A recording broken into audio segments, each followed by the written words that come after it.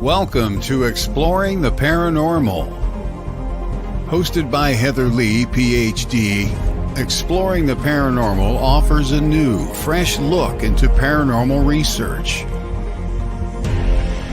Join Heather as she discusses some of the many haunted locations worldwide, discusses why these locations are haunted, hear from paranormal researchers about their personal experiences at these locations. Additionally, Heather takes a journey into the science behind the paranormal, discussing topics such as thermodynamics and the Heisenberg principle and how they both affect paranormal activity. Now, your host of Exploring the Paranormal, Dr. Heather Leigh.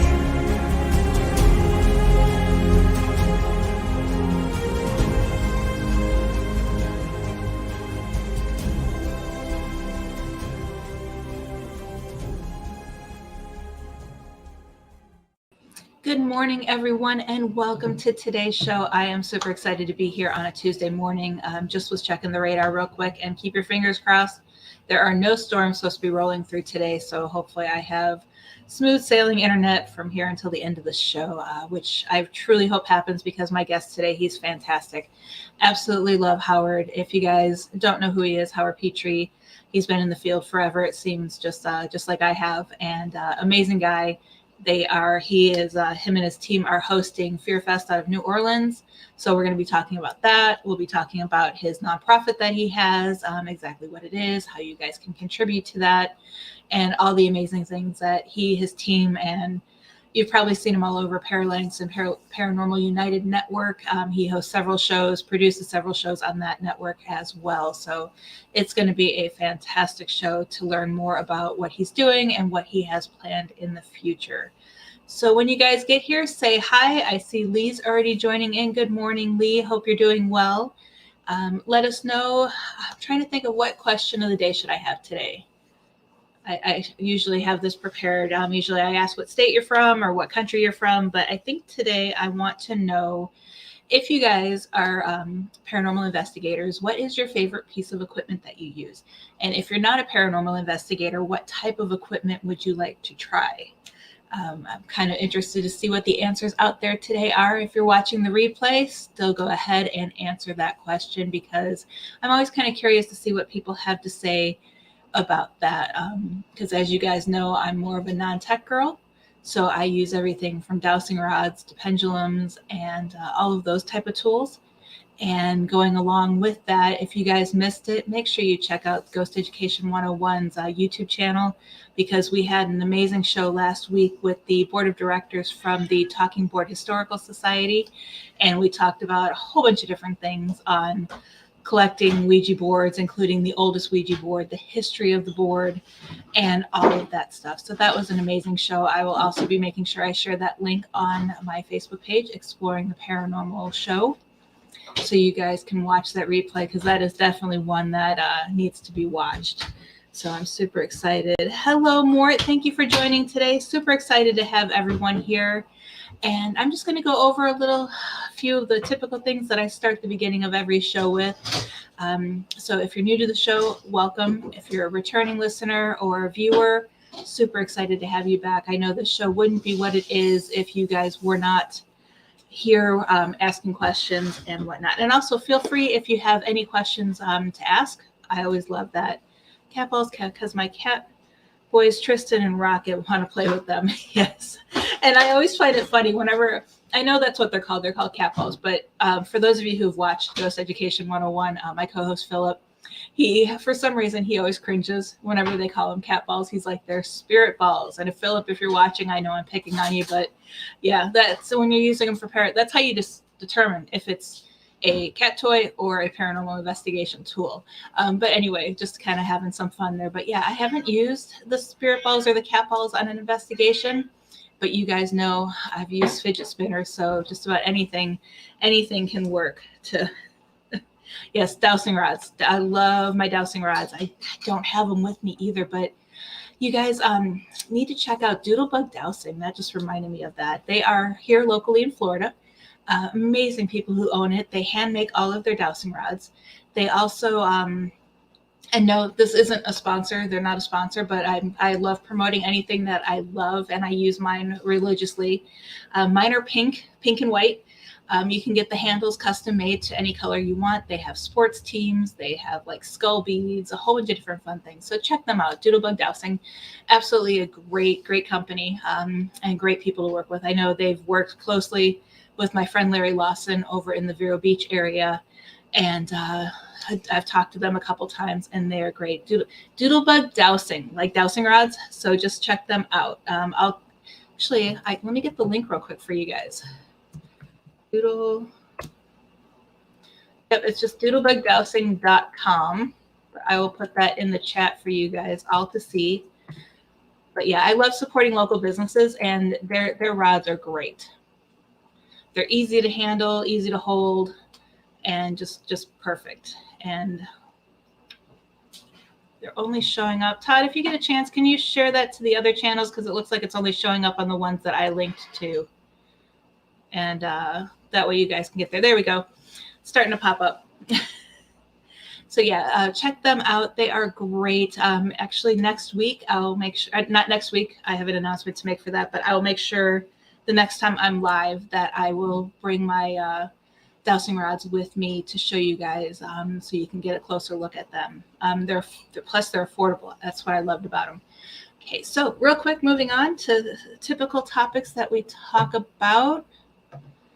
And I'm getting there slowly but surely. Actually, before we get going, the one thing I did want to say is I had talked about just a few moments ago about how I won't be here next week. Next week, I have some training I have to do. And so I'm not, show next week is going to be canceled. So those of you who are looking to have Philomena Thomas back on the show, she's the one who does the Hatman Project, the RH Negative Nexus, and also I'm drawing a blank on her other thing that she does, but she is an amazing researcher, doing great putting all of these things together. A lot of things have happened in her organization. So she was more than happy to move her show since I have my training. And we have rescheduled her for a 2-part episode. October 24th and Halloween will be part 2. So make sure you guys mark your calendars for that. And then also to let you guys know what we have coming up on August 8th, I have paranormal researcher Stephanie Bradley coming on the show. August 15th, we have Paranormal Experiences by non-paranormal investigators. So Lee will be on, and it's Lee's birthday. So make sure we remember that. And also T.E. MacArthur will be on the show. August 22nd, I have Nicole Ray, who's a psychic, coming back on the show. August 29th, Barnaby Jones will be talking about cryptozoology. On September 5th, I have Sin Schrader Hill. September 12th, this one I am looking forward to. I have Jeff Mudgett. He is the great-grandson of H.H. Holmes. He will be on the show to talk about his recent investigations. He told me he has some new discoveries that they will be releasing on September 11th. So he will be letting me know what that is on my show as well. On September 19th, I have Les Durant. September 26th, Jeanette Lewis. October 3rd, Stephanie Treadway. And then October 10th, we have the team from Tombstone Wild West Paracon will be joining us to talk about their event. So a lot of exciting things happening, several things planned. Super excited and looking forward to all of that. And then I do have, I'm waiting to see, I think I might be getting Jeff Schlachter. He had to cancel last week because of his life got crazy, which we guys all know that happens. I'm hoping to get him booked again for, I'm thinking October 17th. I'm just kind of waiting for him to wake up and see my message and let me know if he can join us. Haunted Life, yes, that's a Monday though. So yeah, bummer. I might be doing something on my personal page for that one. I might be doing a live book signing and presentation on lighthouses. So stay tuned for that. I'm still in the works. I'm trying to get the presentation done because I need that presentation done anyway, because for those of you who are in Florida or will be Florida or willing to travel to Florida, On September 15th, 16th, and 17th, I will be at Phantasm in Orlando at the Doubletree Inn by Universal, I think is where it's at. But anyway, yeah, so I will be there signing books. I'll have all my books there. Some special announcements will be made there. And I'm trying to think. My son and I are doing a presentation on Dracula. Then I have Haunted Horror Story Origins that I'm going to be doing a presentation on. Of course, Haunted Florida Lighthouses. Last year I did it on ghost towns. This year I'm going to do it on lighthouses. And then Joe and I will be doing, because Joe Frankie will be at the show as well, we'll be doing a presentation on Ouija or not Ouija. So we'll be doing that to kind of talk about the different perspectives on using a Ouija board. So if you guys are in the area, mark your calendars. It was originally a horror convention, but they are now turning it into a horror and parafest. So make sure you stay tuned for that. That'll be a fun show. Okay, moving right along. As you guys know, Haunted Southern Nevada Ghost Towns and Ghosts of the Legends of the Vegas Valley. I have 2 of the Vegas book and 4 of the Ghost Towns book available. If you guys are interested, they're $25 each, include the autograph and shipping, so you don't have to pay any extra for the shipping. It's all included. I'm still taking a wait list. I have several people on it already for Haunted Florida Lighthouses, which comes out September 11th. Good news, Haunted Florida Ghost Towns is off to the publisher, and I have signed the contract for Haunted Roadside Attractions in Florida, as well as Ghosts and Legends of Florida Pirates, and those will be both coming out in spring 2024. So that is something I'm looking forward to. It's going to be a blast. I'm actually having fun doing those. I'm almost done, with the Roadside Attraction one. So that'll be a lot of fun. Ghost Education 101 next week, Tuesday night at 9 p.m. We are going to have Reverend Sean Whittington. He's a returning guest. Love the Rev.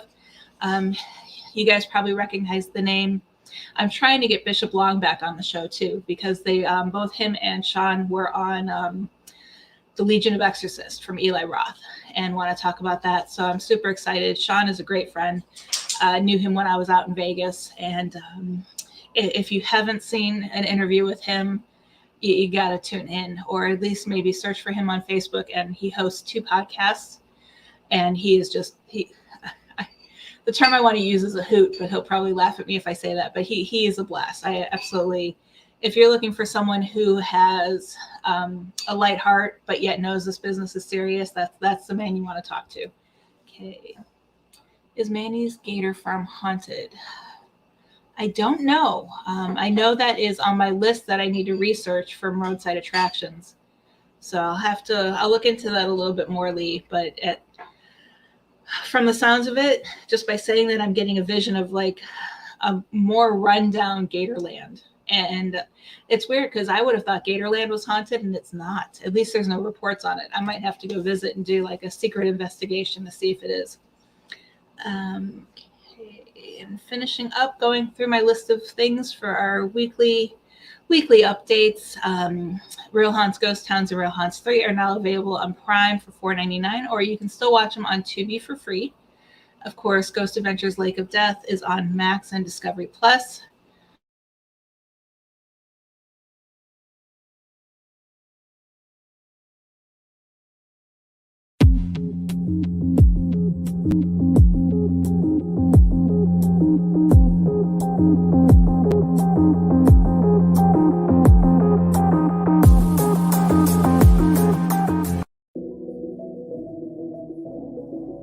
No matter the questions, Ellie Weisensell can help you find the answers. Ellie is a gifted intuitive and a natural energy healer, which she applies using the body code and emotion code healing systems, among others, to help you achieve balance for your best results. Are you looking for more clarity about which direction to follow with your life, health, or career? Let Ellie guide you.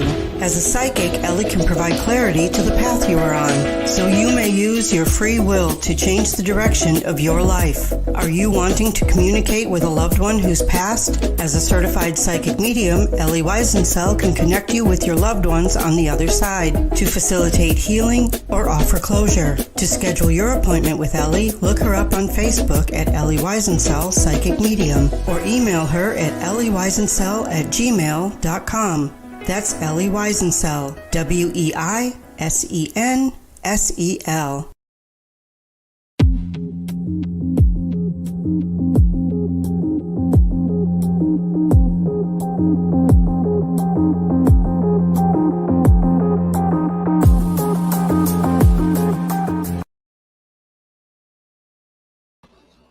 Hey everyone, go figure. I start talking about Satan's throne and Zach's show, and all of a sudden I freeze.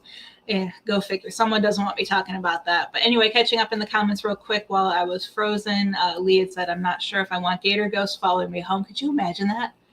That could be scary. And Disney and SeaWorld are haunted. They are part of another book that I'm working on, Haunted Florida Theme Parks. And for Disney, I worked at Disney for several years, and I've had several personal experiences, as well as several people share stories with me, so that I could almost write a whole book just on Disney based on the stuff that I have.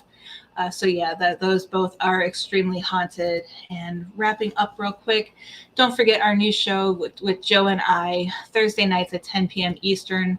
This week, we are going to be talking with Bill Slevin. We're going to be talking about different investigation techniques, a whole bunch of different things in that aspect. And we are also going to be talking about Phantasm because Bill will be joining us there as well. So make sure you tune in Thursday night or catch the replay on Friday morning. Patreon, you guys know I have a Patreon. A whole bunch of different levels, includes behind the scenes, advance notice of events, special gifts for event attendees. One of the higher levels, I offer free shamanic life coaching. And if you have a business or would like to sponsor the show and get your name mentioned during the show and on our website, as well as with our social media and everything with that, you guys can check that out at the higher levels. We do have sponsorships available included in your Patreon membership. So that is a little fun thing that I've been working on. And then, of course, TMCC out in Reno, the online courses I'm teaching, registration is now open. So sign up for September 25th is the ABCs of Paranormal Research, and that one is turning out to be a fun one. I'm almost done finishing that presentation for that class. And then October 9th is Ghost Hunting 101. Both classes are from 6 to 9 Pacific at night. So make sure you guys look into that and get those as well. I've been putting the links up on my different pages, and also they're on my website. You can either get to my website at explorationparanormal.com or heatherleighphd.com. So we have those. And if you guys are here, make sure you guys let me know you're here. I love that you guys watch and listen, but I kind of like to know that people are here too, because sometimes it does feel like I'm talking to myself, but that's okay. You guys know I can carry on and talk for a while and make things happen. So real quick, the book recommendation I had is The Crooked Path for this week. This one, it basically takes you down a traditional magic and goes through all the old witchcraft practices. Not your typical magic book that you would get, but it is a great book. Keldon, great storyteller. And what I get is, I'm just talking to Lee. Yeah. Oh, I'm so sorry. Dog's chasing after. So yeah, sometimes I am just talking to Lee, which is fine. I love chatting with you, Lee. It's always fun. You have a great sense of humor and always bring me ideas to the show. But yeah, this book, what I love about it, it's very approachable. He writes in a manner that makes it make sense. So if you're either wanting to expand your witchcraft knowledge or want to learn more about the practice, that is a great book to dive into. And hi, Jennifer. Welcome to the show. Glad to have you here. My guest will be joining us soon. So until he gets here, I'm going to just chit chat back and forth with you guys and have fun. History books, yes. Oh, maybe that's what I'll pull out the next time I go live, is some of the history books that I have.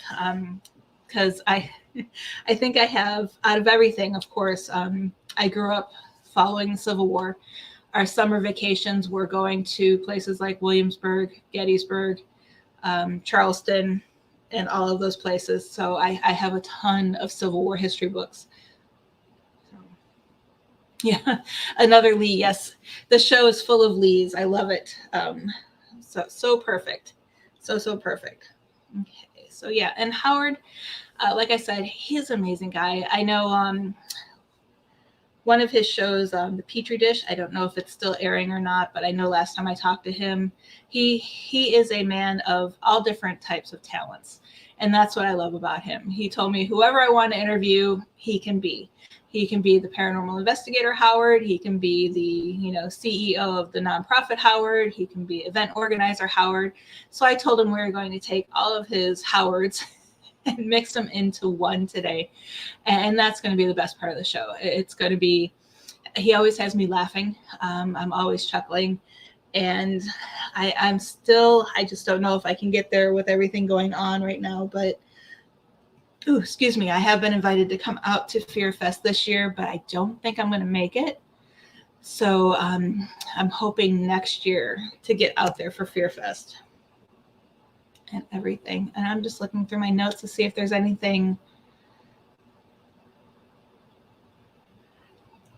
Sorry, I was just trying to read why my notes I must have copied and pasted from a website. My had 8-foot LED ghost inflatable decoration. So yeah, I must have copied some notes from a website that had an ad on it. So I'm just looking at a few things, checking a few things out. And if you guys are new to the show, you can catch us on WLTK-DB Talk Radio. It is on Facebook and YouTube. I have a whole bunch on my page. I have a whole bunch of different links that you guys can log into and check.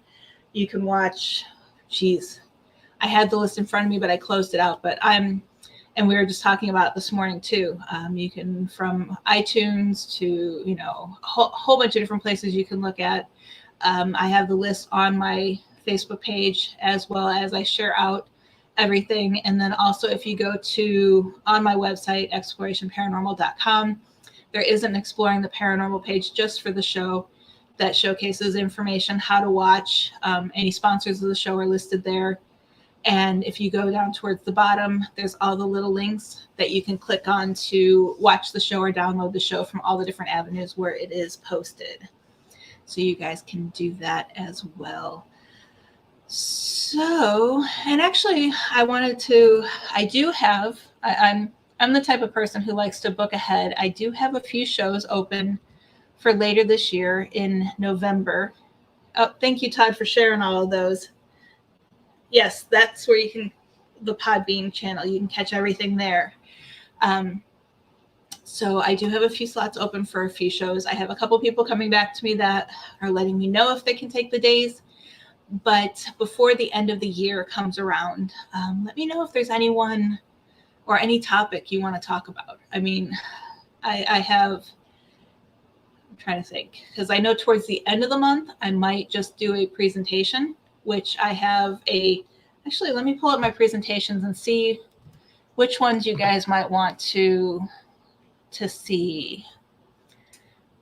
Because I had a blast doing the show last week with the haunted Southern Nevada ghost towns. But different presentations that I could talk about that I already have done. Of course, Could Dracula Have Existed, which talks about the science behind vampires. When Ghosts Attack. Paranormal tourism versus urban exploration. Haunted history, Gettysburg. Behind the Shadows. This is a new one I'm working on. And I'm gonna get Philomena's input on it. It's the Hat Man, Shadow People, and Men in Black, documenting the paranormal, analyzing photographs. Of course, Joe and I have Ouija or Not Ouija. I'm sure he'd be willing to come on the show, or we could do that on a Thursday night. Supernatural shielding, which is how to protect yourself against paranormal activity. I know a lot of people want to know more about that. Adventures of a Ghost Hunter, which is about my personal experiences growing up as a paranormal, and then how I got into paranormal research, as well as my early experiences that I had before I got into it. I have one here.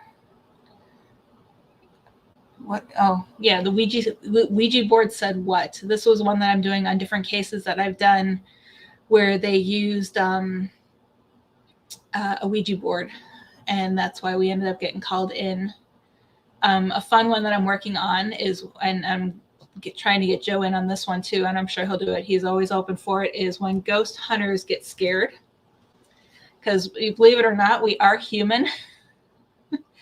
I'm doing a strange escapes, paranormal travel, when paranormal investigations go wrong, the good, the bad, the ugly of the paranormal, ghost of Christmas past, that would be a fun one. Having a magical Christmas. Understanding the paranormal. Being a couch paranormal investigator. That one I just started on, so that'll be a lot of fun. And then, of course, we have the Haunted Florida Lighthouses.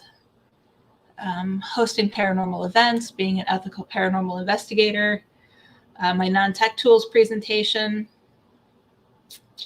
And then I think I mentioned earlier photo analysis training. And then I'm also doing one on herbal magic and the paranormal. So if any of those are of interest to you, let me know. But also let me know if you guys know anybody or if you want to be interviewed on the show. I do have a few spots left towards the end of the year.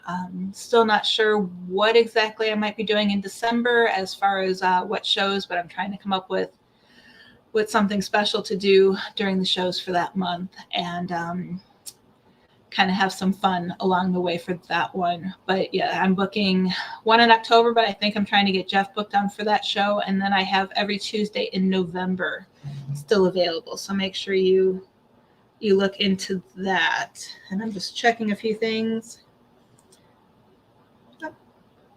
Okay, so we look like we're good. And guys, it's that time of year here in Florida, and it's nowhere near us, so I don't have to worry about it anytime soon. But the National Hurricanes Center on Monday highlighted new areas of interest off the Florida coast. So yeah, so hopefully that doesn't, if it's not Todd's area getting thunderstorms, that's Florida getting hurricanes and thunderstorms. And you know what? It's not even supposed to rain, but it's getting dark outside. So yeah, it's go figure. If it's not one thing, it's another. My poor dog. I really need to get that thunder shirt we talked about earlier today. Okay, so and I'm just looking at a few things real quick, and okay, sorry guys for all the quietness. I'm reading and trying to make sure I covered everything, and like I had said, I'm kind of babbling. Yeah, this stuff is just crazy. I know, it's weird. And if it's like, oh, what was it last year for the hurricane? We lost power before the storm even hit. It's like it wasn't even windy out, but one of the trees at the front entrance of our complex fell over and took out, and this was the funny part, it took out the entire front half of the subdivision. So we have a hill behind us with like a little mini forest, but we can still see through the trees.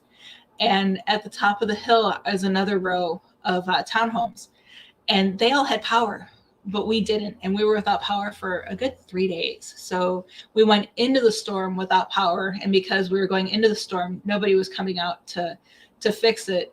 And it actually took a team of, I don't know how many trucks, I forgot how many there were, but a team from Texas to come in, and they had to replace the whole power line and, remove the tree and all of that stuff. It was crazy.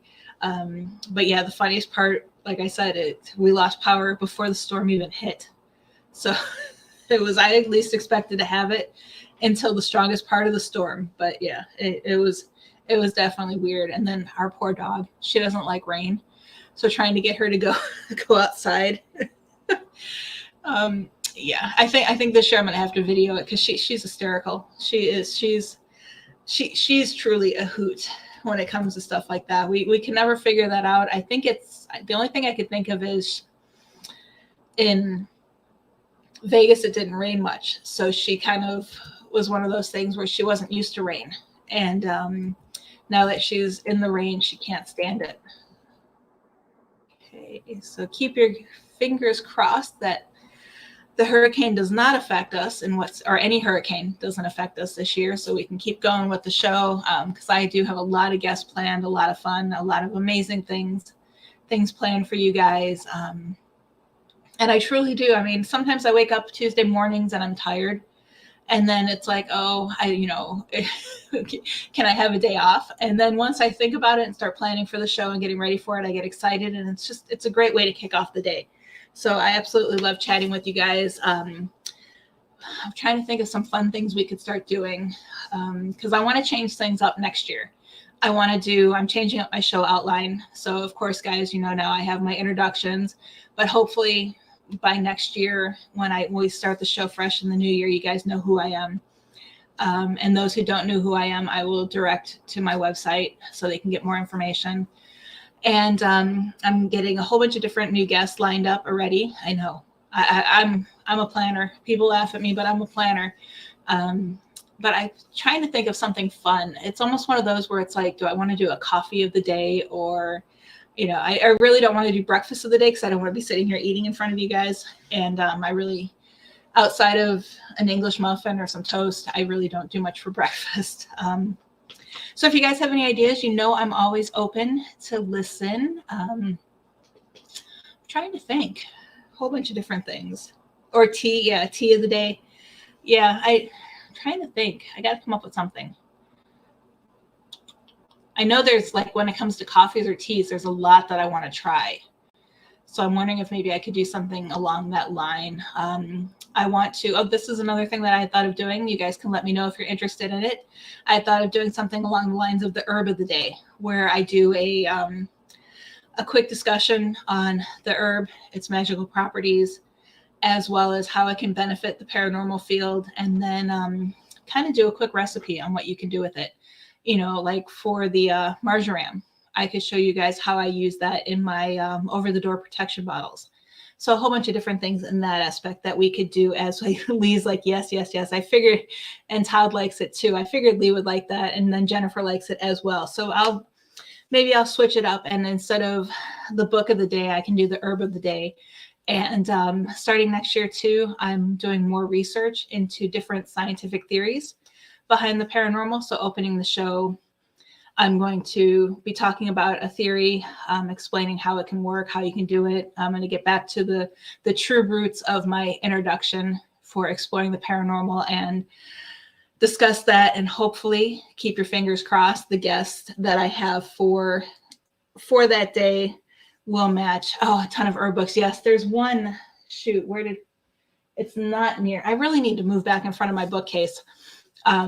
But yeah, I have one that is absolutely amazing. And then I have this huge book on 1,000 spells. That is a great book as well, that talks about different herbs and all of that. So we'll definitely, I think I'm going to definitely do that. So yeah, just sitting here brainstorming, and it's like I'm coming up with ideas. So this is why I like talking to you guys, because I come up with some great ideas. I know it was funny because I was being interviewed on one show, and Ghosts and Legends of the Florida Pirates wasn't even a book I had thought of. And we were talking about different lighthouses that had pirate ties. And the host was like, he goes, wow, I bet there's a lot of pirate stories. And immediately I thought of the idea. Of course, I reached out to my other publisher, who already had the contract getting ready for the haunted roadside attractions. And he's like, I love it. And I'm like, okay, well, we can swap it out. And he's like, no, you do both. And so it's just brainstorming and talking kind of gets the juices flowing. So you kind of think about different things. So and it's funny because even if I'm not in front of a camera, I do this in front of the computer while working. So it's kind of my family. My family never knows if I'm on a show or what I'm doing, because I'm always kind of talking, and just, it's very interesting. You guys brainstorming is fun. Yes, I love it. Which is why I know I'm still waiting for Howard to join. I'm so hoping he didn't think that it was Central Time. I messaged him that it was Eastern, but I can keep babbling for a while. But yeah, I truly do believe that we should be networking with each other, and the networking with one another helps with the brainstorming. I know a friend of mine, he was an investigator that I work closely with in Vegas. Love him to death. Great guy, great investigator. And he's one of those that we worked well together with. And just chatting on the phone with him, I think we talked for 15 minutes. By the time we were done, and this is the funny part, is he called me up to jokingly tease me, even though I know he was a little bit serious, tease me about what I had said on Ghost Adventures Lake of Death. Because I had gotten a couple calls from people in Vegas saying, why'd you say what you said? You just, you're adding fuel to the fire type of thing. And we all have fun with it.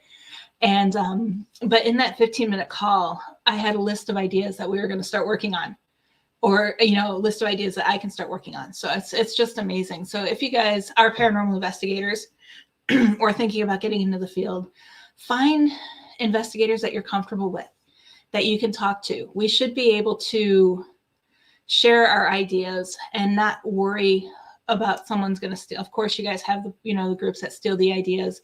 One thing I always tell people is don't let others know what you're thinking until the ball is already rolling or until it's ready to go. Just because you risk that idea. But I do have a small circle of people that I do talk to about all of my ideas. Brent's one of them. And it's a great way to, I guess, make sure you're not crazy type of thing. Oh, Howard says he's on his way. But it's also perfect because if you have that small circle of people you trust, like, okay, there's the photo I showed you guys last week of the brothel in Goldfield. That photo before, of course I couldn't share it right away because I had to hold on to it until the documentary team decided if they're going to use it or not. But I had shared the photo with 5 people that are, these 5 people are in my circle, and was just kind of like, hey, I think I see something. What do you see? And they all came back with the same information. And what I liked about it is I told them why we couldn't share it, because they're like, oh, you got to share this type of thing. But it was one of those things I explained why we couldn't share it. And because they're trusted, nobody did. Nobody shared it. And they all had copies of this photo and they could easily have shared it. So that's why you guys have to find team members that you trust, find other teams that you trust. And from there, that's how we kind of start building and going on and working with one another. You always want that second opinion. It's like my husband, he's the one who discovered the anomaly in that photo. He shared it with me. I saw the same thing. That's when I shared it with the group that I trust. And it kind of just, if you don't trust your own team, what's going to happen? You're not going to last long. You're not going to, you're not going to be able to do much because of, I'm trying to pick my words carefully. You guys know this,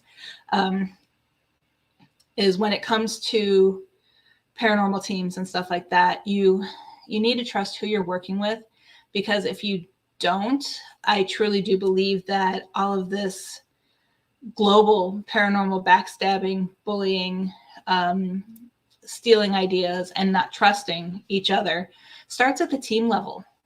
Because I'm more trusting than I probably should be, because I do have a team that I trust. And that was mostly because previously I had a team that I was on that I half trusted, half didn't trust. There were some members of the team that I would trust with my life, other members of the team that I didn't trust at all. And that wasn't a good working relationship team-wise. So I ended up moving on from there, as so did a lot of the other members. And I'm very selective, but I still welcome anybody with open arms. I still will help anyone who needs help, and a whole bunch of other stuff. And so yeah, it's a tough field out there. I'll tell you guys that, but you guys stay strong. Do everything you can to change the field. Instead of, because like I'm not complaining about the backstabbing. It's one of my favorite statements I say whenever I don't really want to say I've given up, but it is what it is. You're not going to do anything to change that by complaining. The only way we're going to change this field is by changing it ourselves. And new name for the show, Paranormal High School. Yes, that would be a great show. Talk about the childish behavior between teams. Oh my goodness. And what's funny is if I shared, even, I don't even want to say half, but if I shared a quarter of the stuff I know about some teams out there and how they act and how they treat people and how they investigate, holy crap, I could cause a lot of trouble, but I'm bigger than that. Would I like to do it? Of course, a piece of me wants to get back at some people who've done me wrong over the years, but I'm not going to stoop to their level. I'm going to do what needs to be done to change the field and move on. And that's kind of why I like doing this show, just doing me. Paranormal Play School, that's much, much better. Oh, Howard has arrived. Okay, so I can stop babbling. So we're going to do a quick commercial break, and then we'll be right back, and I will introduce my special guest. See you guys in just a moment.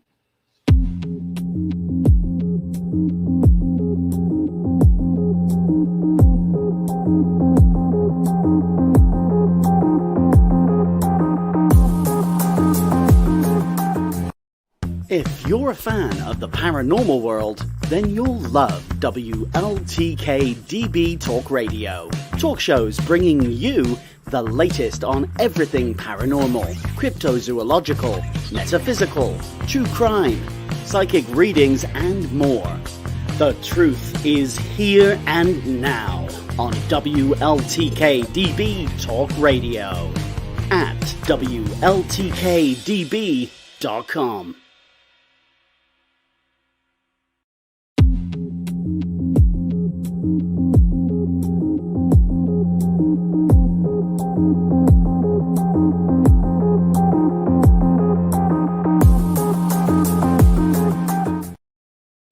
Hey everyone, and welcome back to the show. Super excited to be here. I'm like a mess today. Holy crap. Everything's all disheveled and my necklace keeps twisting on me. It's almost like my new necklace has a life of its own. And if you guys hear crunching, I'm sorry. When I got up to get more coffee, I gave my dog an ice cube and she decided to eat it underneath me. So that's not a ghost or a spirit. It's my dog enjoying her ice cube. But anyway, I'm super excited to have Howard here. We might as well bring him on before I start babbling and lose track of time. Welcome to the show, Howard. How you doing, Heather? Apologize for being late. No problem. My wife had to go to work early this morning, so I got stuck feeding pigs and chickens this morning. So, yeah, it was crazy morning this morning. Oh, fun. Oh, no problem. Super excited to have you here because, like me, you're a jack of all trades when it comes to this field. Show host, producer, investigator, event coordinator, and you also have a nonprofit. Oh, yes. And as a matter of fact, we besides the nonprofit, also we have event coordinator. Matter of fact, I'm putting together FairFest 2023 New Orleans. Mm-hmm. That's actually 3 venues I'm putting into one venue. Ooh. So it's actually it's a headache. Trust me, it is a big headache. Oh yes, and I'm sure I have that on my list to talk about later on because I just lost my list of questions. Let me pull it back up. So I definitely do want to dive into that because that sounds like it's going to be an amazing event as well as your nonprofit. But before we get started, do you mind sharing with my viewers a little bit more about you and what you got you started in the paranormal field? And which aspect? Whatever aspect you want to talk about. There's so many things. There's so many things I'm doing. We have a little more than an hour. You can talk as long as you need to. Matter of fact, well, let's see. I started doing paranormal. I got interested in the paranormal when I was about 5 years old. I actually see my great grandfather, and he was standing. I was sleeping. I woke up, and there he was, and he just kind of just faded away. So I ran off into my parents' room, and I woke up my mother, and she told me that he's asking for prayers. That's all he's doing. So that was actually my first experience with paranormal. Then since then, I guess about the age of 12, I started more.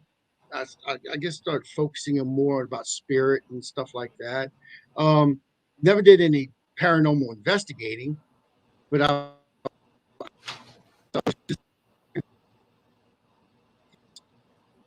when I was 16 years old, that's when I really got into it, more into the paranormal.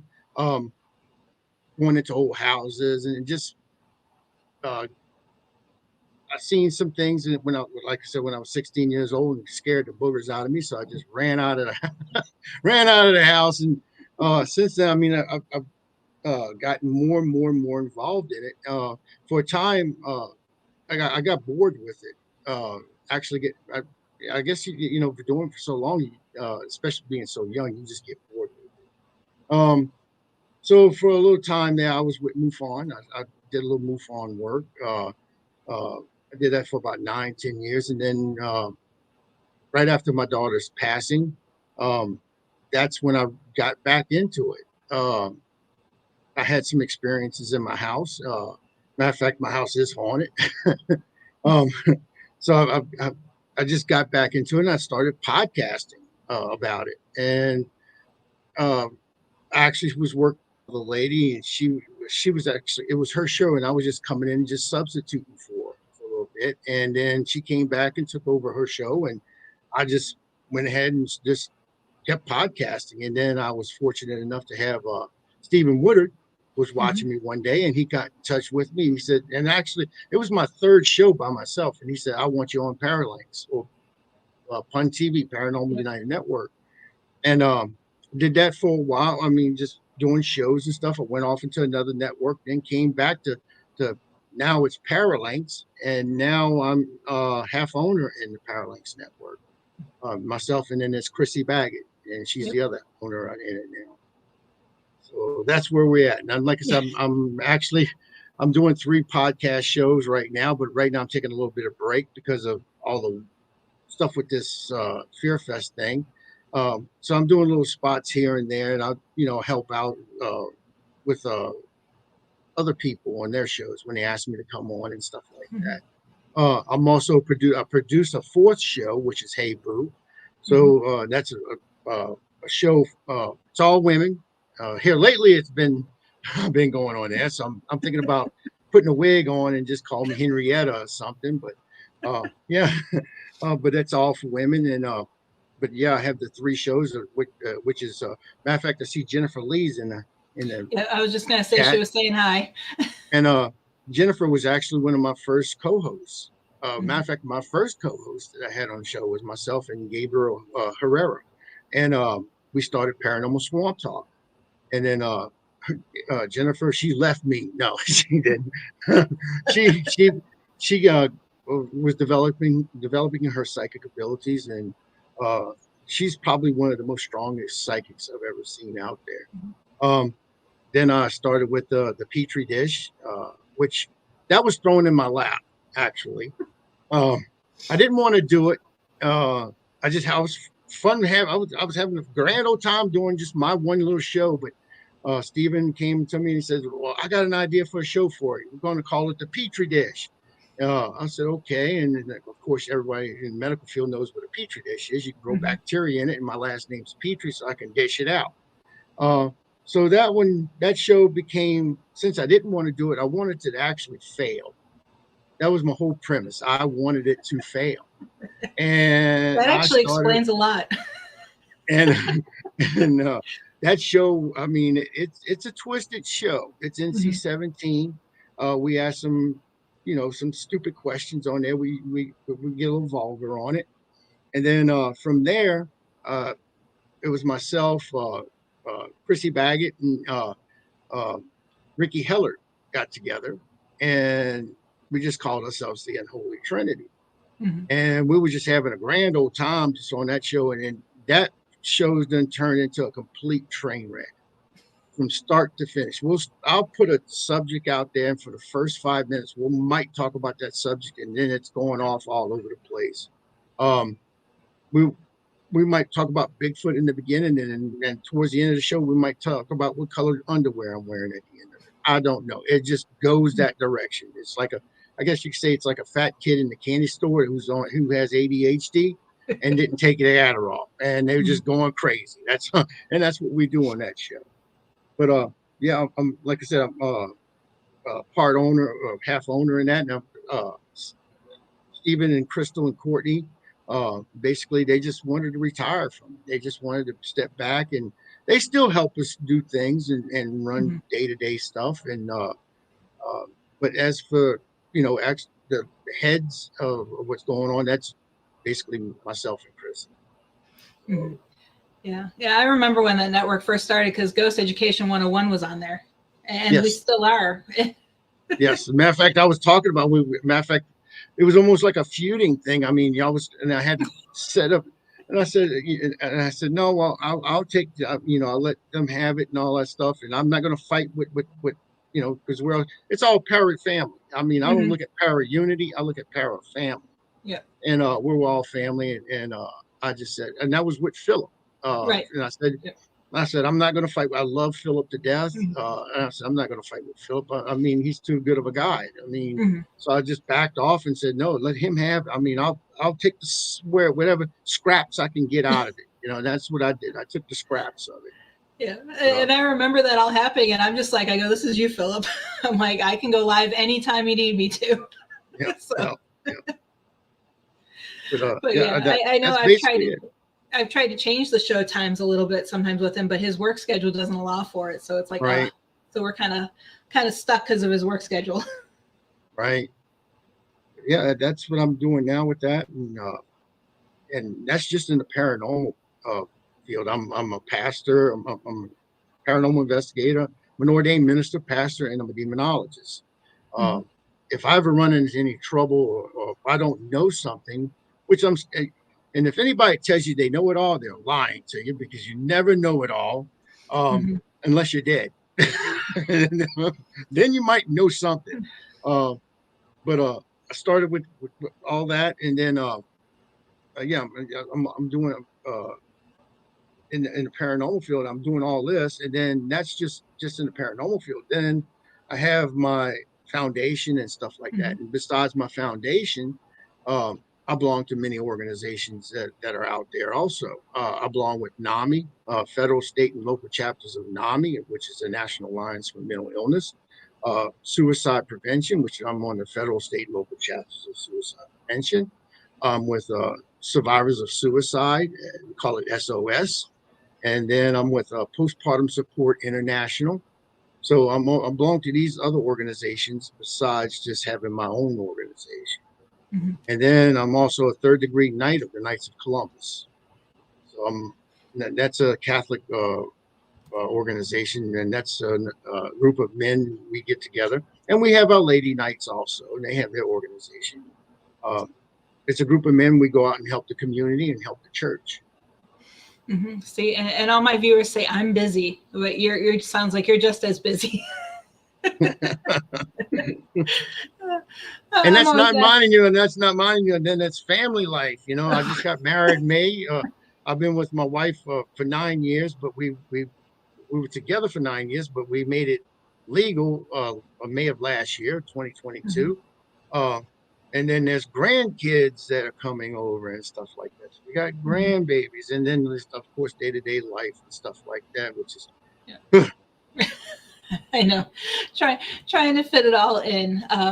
Well, one of the reasons why I wanted to have you on the show is FearFest 2023. Can you talk a little bit more about what gave you guys the idea to host this event and what the event's all about? Sure. Stephen Woodard, he's the mastermind. He was the one who came up with the idea of FearFest. He had one, it didn't do too well, and then he did a second one that was in Kansas, and it didn't do too well, but it was a lot going on why that one didn't do too well. And then I went to Stephen and said, let's have it in New Orleans. You're talking about one of the most haunted cities in the world, and you're talking about one of the most haunted states in the United States. And he said, okay, let's do it. And then Stephen was at the point where he just wanted to back out of it. That's when he was retiring. He said, Howard, take it. You and Chris, you just do it. And I said, okay. So we decided to go ahead and put it as instead of making money on this thing. Of course, we want to make money. Uh, but the money that we do make, we're giving it to charity. 100% Mhm. of all our proceeds are going to charity. They all going to nonprofits that are out there because uh, let's face it. I mean, the way the economy is right now, it's really poor. We're in a Mhm. recession. I'll call it for what it is. We're in a recession, almost depression. Look Mhm. at it. And donations aren't there for any kind of charity whatsoever. So I went ahead and reached out to a bunch of charities out there. My charity is being one of them. Uh, it's all going to get equal splits, people. So our books are open, so you can see what's going on. We're, like I said, we're a 501c3 nonprofit, so our books are open. So anybody can look at them. If you want to look at them, hey, why don't you take some and pay some of the bills out of it too? So that's the way I look at it. But we're doing that, and I reached out to a bunch of paranormal people out there, and that's in the paranormal field who are well known, and of course I respect, and other uh, people, our peers, respect. Matter of fact, I believe you're coming also, aren't you? I'm still trying to work out the travel details. Just Okay. with buying a house, I think it's a little tight for us to get me out Well, there this year. don't you live in Florida?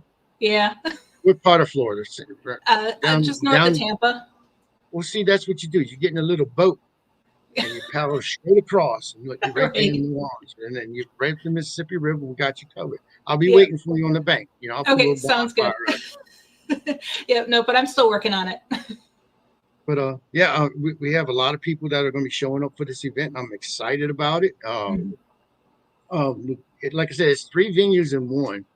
Of course, we have our vendors and stuff, which I've been working on. That's the roughest part, getting vendors to do this. Because vendors are very picky. That Mhm. then they're procrastinating and everything else. But of course, we have that. And then we have I guess we could say our guest speakers, who's have Mr. George and Miss Kara Shoplin. They coming in from Mhm. California. And these people are all donating their time to do this, which is amazing. Um, I have Mr. Carl, Mr. Keith Johnson. I have Miss Shannon. Of course, everybody knows that they're world renowned. They're demonologists, Mhm. and they're very intelligent, and very brilliant within what they do. Um, then we have Miss Shannon Michelle Collins, uh, Mhm. sh- which I don't see very many of these. I mean, it's rare. She's a scriber, uh, Okay. automatic writing, Mhm. and I've seen her work, and she's amazing. But she's also a model, and she does cosplay. So that's she's a jack Right. of all trades her own self. Um, of course, and on our uh, network, we have Mr. Michael Koff coming in. Mhm. He's going to be speaking about podcasting and stuff like that. Um, then we have, let's see, of course, Stephen and Crystal will be coming in. We have, I'm just looking at my paperwork because I got it all over the place Oh, when I'm I do doing the this. same thing. Um, so we have him coming in. We have Miss Shannon Rogers coming in. Mhm. She's actually retired now.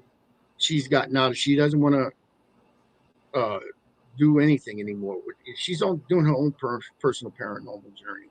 But she took her website down and everything. She's just taking a break from this stuff. But uh, I love that woman, and she loves me. And she said, Howard, I'm coming. I'm doing this thing for you.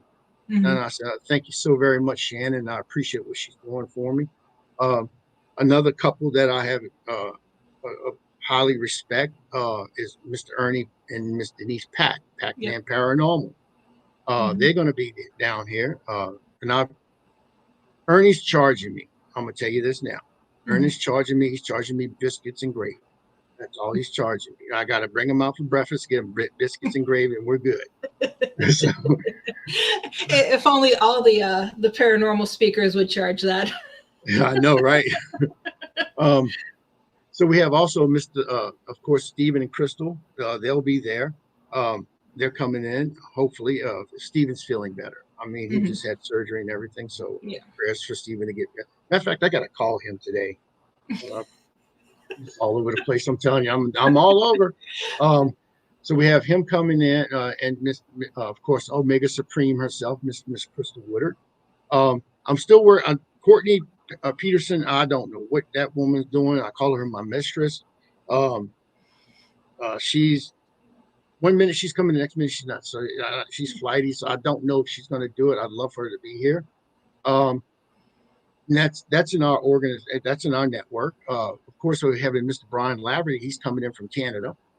He's going to be here. He represents Parapost, who we partner up with, and that's we work together.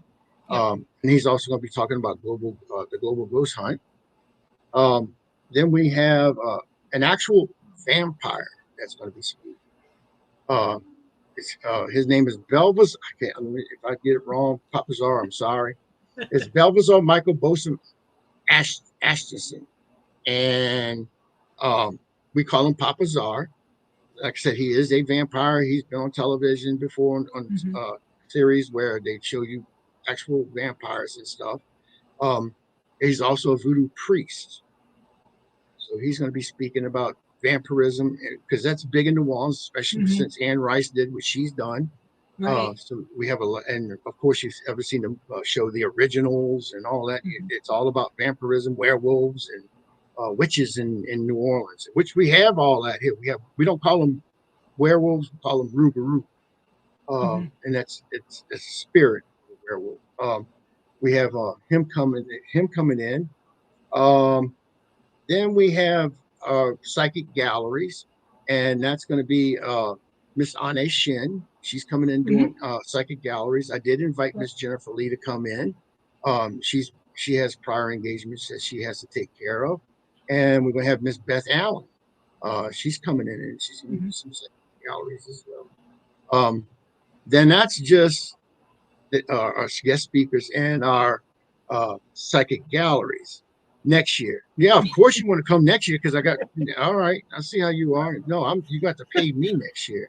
I was just thinking it's like that's probably where I'm at too, is next year. Then we have our and that, like I said, that's our guest speakers, that's our psychic galleries. Then we have special guests that are coming in. And I got one or two more that are out there. I'm waiting for hear responses from. But I can go over the ones that we do have. Let me see where I got them down at. I got them. I may be able to go off the top of my head. We have Mr. Drew Varick. Mr. Drew Varick. He played in American Horror Story. He's also played a Cirque du Freak vampire assistant. Drew's about 42 inches tall. And he's 42 inches tall. He's a little person. And that's what he played in. If anybody out there watched American Horror Story Freak Show and Cirque du Freak Vampire's Assistant, we have Mr. John Azuna coming in. Mr. Azuna, he holds 2 Guinness Book of World Records. The first one is fastest punches thrown under a minute, and the second one is the most punches that makes contact under a minute. He's a martial arts expert. But he's played in such movies as Ant-Man and Wasp, the Matrix series, Venom. He's been in these movies, so he's going to be there as a guest, as a special guest. We're also going to have Mr. Robert Mello. He's played in Happy Death Day 1, Happy Death Day 2. He's also played on a movie that's out on Netflix right now. Is We Got Ghost and Fear of the Walking Dead. He's been in those. He's going to be with us. And another big person we have is Mr. Paul Taylor. Mr. Paul Taylor, he was actually in a little movie called Hellraiser. And he's Pinhead from Hellraiser. He's going to be here. So we have Pinhead. Yay! So so we're working on that. We got feelers out for matter of fact, Rob is speaking to Robert Englund. So we're trying to get Robert Englund, who played Freddy Krueger. We're also talking to, there's a couple of other ones. We're waiting to see what they're going to do first. Miss Cassandra Peterson, who played Elvira, Mistress of the Dark. We'd like to have her here. Mr. Bruce Campbell played an Evil Dead series. I love Bruce Campbell. That man is hysterical, especially some of the movies he's done in. Let's see who else. And the guy who played I think it's Cotter. I can't if I'm saying it wrong, but he played Jason Voorhees in Friday the 13th series. Okay. And we're talking. We got feelers for him out, and then we also have feelers out for the guy who played the Texas Chainsaw Massacre, Leatherface. Mm-hmm. And then we're going to have a panel with these people on there, and we're going to talk about the villains in horror films. Oh, that'll be cool. So we're going to be doing a panel with these people. Going back to the festival itself, since it's a nonprofit, like I said, I did reach out to many organizations. One of them being is the Blood Center. We're going to set up a blood center, a blood truck out front, bus, whatever they call them. And if you donate blood, you get a discount at the door. SPCA, as you can see, what's running behind me. Yeah. We're going to have SPCA out there, and they're going to bring fur babies, so you can do fur baby adoptions that are out there. And then we're also going to be, of course, donations. They can always use donations. Of course, we were working with NAMI. See if NAMI, they're on the. I'm still getting to see if they're going to come or not. Working with them, suicide prevention. We're going to try to get them out here, have their own booth and everything, and then we're going to have a Family Crisis Center, which is an amazing organization. It's for battered men or women, because they do have men who get battered too. There's not just women that are out there, and they take them especially if they have children, and they house them, and they take care of their needs, and they help them get jobs and apartment and transportation. And that's what that organization does. And then of course the Pregnancy Crisis Center, which is an amazing organization as well. They take a lady who's actually who's already had a child, and who's still learning, and who's not, especially a first-time mother, and still learning how to become a proper mother. And they help them. They show them films and sit down and talk to them and stuff like that, and provide for them after their child is born, or children are born, because they have twins or triplets. But they provide for them like clothes, food, bedding, stroll, whatever they need. So that their basic needs for them. So that's what we're having these people out there, and they're going to be setting up booths and stuff like that. And suicide prevention as well. We sent them an invitation as well. So of course they might not show. These people, two of them might not show up, but we're still going to donate funds to their organizations regardless. Right. Yeah, it sounds like it's a well-rounded convention, which is, you don't see that often lately. And we have Miss Dana Holyfield that's going to be there as well. Miss Dana Holyfield, who's a cryptic investigator, and her grandfather, Mr. Ford, he's the one who actually caught video, photo, and physical evidence of the Honey Island swamp monster. First person to ever do that. And that's nothing but maybe 15, 20 minutes away from my house. So, I'm in the woods in the swamp, right? So we have her coming as well. And she's going to set up a booth and everything. And that's just the one venue. That's the first event. Right. The second event, I have a musical event, which we're going to have on Friday and Saturday nights. And we finally got the contracts and all that done, hopefully. Which is with Ghost Attic. We're bringing in another band or two that's going to be opening acts for them. Amazing band. So we'll be selling tickets for those. And then that's the second event. And then the third event we're having is going to be investigations. We're going to try to do investigations in and around the city of New Orleans. We're going to try to do 4 locations. Those prices are going to differ depending on how much the venues charge us to actually doing investigations. And then with that, we're also going to throw, we also in that event with the investigations, we're also going to try to have what they call a dinner seance.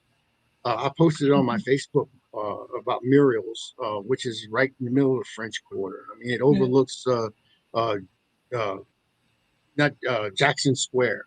I mean, it's right there. And you can't get no more closer than the French Quarter than that. And they're actually going to have a, dinner and a seance with it. So we're working on that. As for the event, and that's the third one that we're doing. So that's 3. And then inside the first event, which with the the booths, the vendor booths, and of course the psychic galleries. We're going to be doing workshops for children. And our main goal in the workshop is to actually teach children that they don't have to be afraid what's in the closet. They don't have to be afraid what's under the bed. It could be actually a good thing. That's not necessarily always a bad thing. So we're going to try to, and that's our future paranormal investigators. We want to make sure that we start educating them early. Right. So that's what we're working on that. So there's a bunch of things we're working on, and it's like I'm all over the place with this stuff, and it's just a headache. But it's logistically crazy right now. Yep, so many balls in the air, but it's all going to be worth it. I think it will be. It's just we got the people coming. We're projecting anywhere from 5 to 35,000 in attendance. We're saying 5,000 because we don't know this is Louisiana, people. We don't know what's going to happen. In Florida, same way. What we're talking about when they have something in the Gulf or something coming in the Atlantic. You just kind of like, whoa, what's going on? We already got our first name storm out there. So I mean, it's wow, it's a lot. It's a lot. Yep. Yeah, and it's funny. I was talking about that earlier in the show before you came on because I just gotten a notification that they're saying they pinpointed several locations just off of Florida's coast in the Atlantic that could be hot spots, and it's like, okay, here we go. I just posted some other stuff on my Facebook. I don't know if you've been to my Facebook page, but it says it looks like somebody posted. It looks like my hometown of St. Bernard Parish, Louisiana, is in the news again, and it has to do something about some more artifacts there's actually. They believe that Egyptians were here at one time. And they actually floated these big stones, like they built these pyramids, limestone or whatever they carve them out of the stones or whatever, and they found them out in the Gulf of Mexico, and they started all. It's almost like it's crazy. I mean, we've already found someone that's dated back, I think, 3,000 years, the skull of somebody that's been dated. It's just been crazy with the stuff they've been finding out there. But that's another thing. So trust me, you cannot kick a rock in Louisiana without it being a story behind it. That's the best way to put it. And I'm not trying to sell my state because I love where I live. I mean, I've been to Florida. I've been across the country. I haven't been. Jennifer, I'm coming to your house. I'm sleeping on your front lawn. You know this already because she lives right close to that special place. But and I'm jumping that fence. I'm going to just find out what happens. But anyway, but yeah, I've been and they're nice places to visit, but I wouldn't want to live there. This is home. I mean, this is home. I mean, there's too much going on out with your family, your roots, and everything.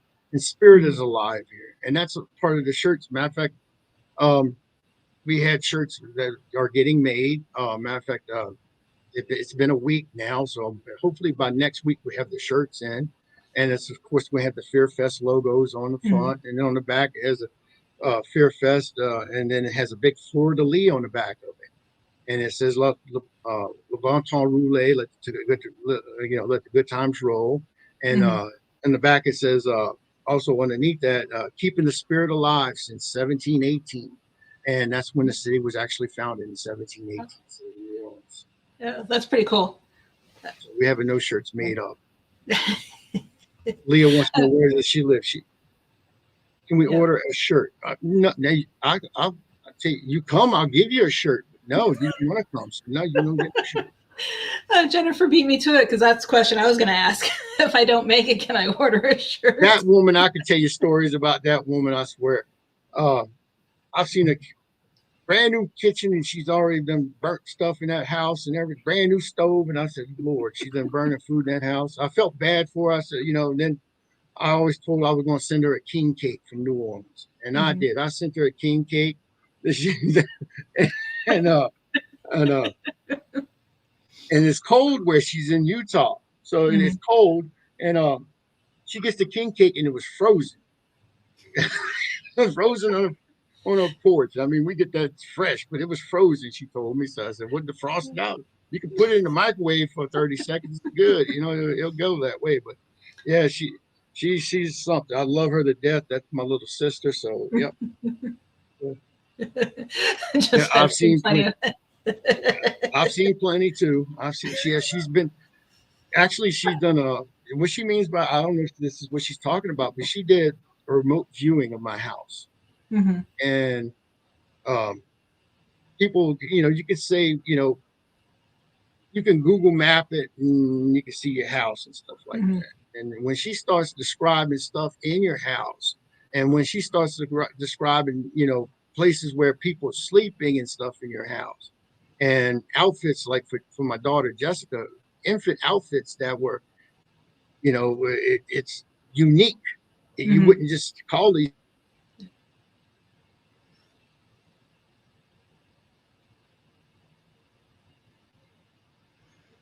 Thing I asked. Oh, yeah, I'm still here. Okay, I'm there you still are. there. Yep. Yeah. Only thing I asked Jennifer not to do is watch me in the bathroom. You know, that's the only thing. I mean, I already do that stuff on lives anyway. I mean, I'll sit there, and if people know who I am, I'll do a live in my tub. I'm taking a bath. I don't care, and I'm on the commode, but you know, I do when I'm on the potty, and I don't care. I just do it anytime I want, and I do it Mm-hmm. live, and that's me. I mean, Right. I'm the type of person I'm open. Right. I don't have nothing to hide, so Yep. physically That's and what mentally. that's what makes you unique. And you don't see people who are true to themselves much lately in the field. Oh, well, you have to be. I mean, that's where I'll always be. That's why, I mean, there's people out there that I don't really care for Mm-hmm. because of what they've done to me in the past. But that's I try to mend fences with some of them. Some of them I just there's damage that it can never be, you know, can't be fixed. I mean, that's Right. just the way it is. You know. Yep. But I also want to say, if y'all would keep someone in there. I have a friend of mine, Tiffany Werner. Mm-hmm. She done a show called Clarity, Moments of Clarity. Yep. And she was a psychologist and everything. She was a radio person. She done radio spots, and I've been knowing her for quite some time. And she passed away, a young mother. Mm-hmm. She passed away of a heart attack, and she leaves behind two small children and a husband. So, you know, if you keep her in your prayers for us, we appreciate Okay, will do. Definitely. That's always sad to hear. it. It was a big. It's a loss. It is. It's a Mm-hmm. big loss, Yep. and especially to. I mean, she's done so much for for mental health, and then she's done so much. I mean, crossing over and doing mental health in the paranormal. Mm-hmm. I mean, we try to link that stuff in the paranormal field with when a person passes away and they're suffering from autism or anything. How Mm-hmm. would they be in the afterlife? Right. So Yep. there's a lot of things we work. Yep, exactly. And that's what it's going to take, is a whole bunch of us working together from different fields, Right. to pinpoint everything. It's not just one specific thing. And you had mentioned earlier the different foundations that the Fear Fest is going to be benefiting. Do you Mm-hmm. mind taking a moment to talk about, I want to make sure I get this right, the Jessica Marie Pitre Foundation? Sure. The Jessica Marie Pitre Foundation, it was actually something I started. It was right after my daughter passed away. I was upset. To this day I have not grieved for my daughter. Because I know she's here. I've seen her. I've seen full body apparitions. She lets me know she's here. Trust me. Mm-hmm. But I started advocating for pregnant women who were suffering from illnesses, and it just fell on deaf ears. Nobody Mm-hmm. wanted to hear it. You know, they, oh, I'm so sorry for your loss. I hear that all the time. I'm so sorry for your loss, and it gets to the point where, okay, you're sorry for her loss. Well, then support the cause that I'm doing for her. You know, that's what I tell people. Mm-hmm. But I started advocating, and it, like I said, it just fell on deaf ears. And then I said, you know what? Let's do something about it. And I talked it over with Jackie, and she says, well, you do what you got to do. So I went ahead and started an organization. the Jessica Marie Pitre Foundation. And what we do in our foundation is we help pregnant women who are suffering from perinatal, prenatal, postpartum depression, and mental illnesses. It doesn't matter what's going on in that woman's life. We're there to help. Right before myself and Jacqueline got married, I had a young mother call me up, and she was about 7, maybe 8 months along, and she had a 2-year-old little girl, and she was, like I said, she was and the father wasn't nowhere to be found. He left, and I don't get into their personal business. I go out with another person, female. That way, it's all kosher. I don't want to say, oh no, you always want to try to, you got to cover all your bases, and that's for insurance purposes and everything. So we went out to her, and her washing machine was broken, and what it was this oil getting into the clothes. It was a seal, and when that happens, it's she was using her dryer as a folding her clothes on. She would hang her clothes outside. She would hang them in the house whenever it's raining and stuff. And to me, having those babies, her expecting and having that 2-year-old, them babies needed clean clothes, the way I see it. And what we do is we take a mother from date of conception to 2 years after their child is born. But I'm get back to this. I pulled out the dryer out of the house, and I looked at it, and I was going to see if I could fix it, but it was burned up. And then the washing machine, I looked at it, and she was upset. And I said, you can calm down, just, calm down, sit down. You can watch me work if you want. That's fine. Took the back all of it off, and I looked at it. I said, no, this ain't going to work. So I said, you know what? I'm going to go get a part for it. And I think I can fix it. So when I left her, I went to Lowe's, and Lowe's was great company. I think Lowe's and Home Depot. I've worked with both of them. It so happens I went to Lowe's that day. And I was looking just for a wash machine, used one or something, or just tried looking on my, telephone, tried to on Facebook Marketplace and stuff like that. I didn't see anything that was worthwhile giving to her. So Lowe's went ahead and said, look, who was this for? And they knew what foundation I'm working with and what I'm doing. And they gave me an awesome price for a brand new wash machine and dryer. So I went back and I said, well, can you have it delivered this afternoon? Yes, no problem. They'll deliver it. So I went back and I started tinkering with the wash machine. And I said, you know what? This dryer is no good. We're going to get rid of this dryer.